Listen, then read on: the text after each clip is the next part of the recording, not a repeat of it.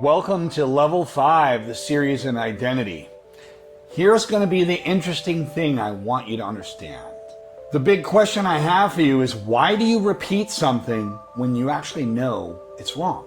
Why do we consciously do things that only ruin our day later? Because it feels 100% safe. It's safe for our nervous system. That's why.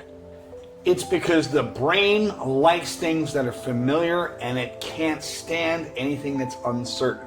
And when something is uncertain, it fires up a bunch of red flags in the nervous system.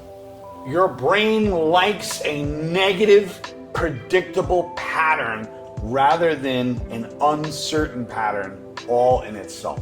If that pattern is an unpredictable, positive pattern, your brain will still avoid it and go back to the old ways and old habits. Our brains prefer predictability. It's like a predictive machine. It goes into a big cycle and keeps turning. Every time you go back to a bad habit, you get rewarded with a little bit of stress relief, all because you went back to your old ways. Resentment has the tendency to build up at that point because you feel like you betrayed yourself or you betrayed your identity in some way, shape, or form. Your identity will either rationalize that decision you made in order to stay in that old habit, or it will be upset. You'll be upset at yourself that you actually went back and broke the promise to yourself. And the most important promises you make are the ones you make to yourself. When you constantly get that little reward of stress relief from going back to your old habits, what that actually does is it keeps the cycle going.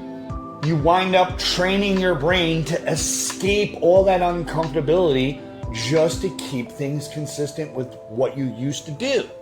You are actively training your brain to repeat this loop of uncomfortability over and over again. So these cycles become very hardwired into our brains as a neural pathway.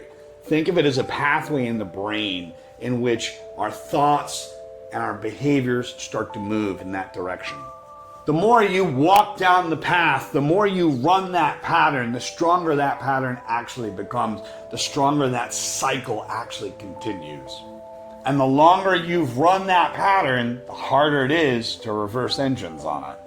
The hard part is when you run a pattern and that pattern becomes so ingrained into you that you truly believe that it's quote unquote a part of you and that you'll never be able to shake it free. But it's important for you to know the identity can actually change. And if you think it's just a loop, then we don't fully understand the loop itself, but we will in the next video. So join me on Level 6 video, and we're gonna go ahead and break it down.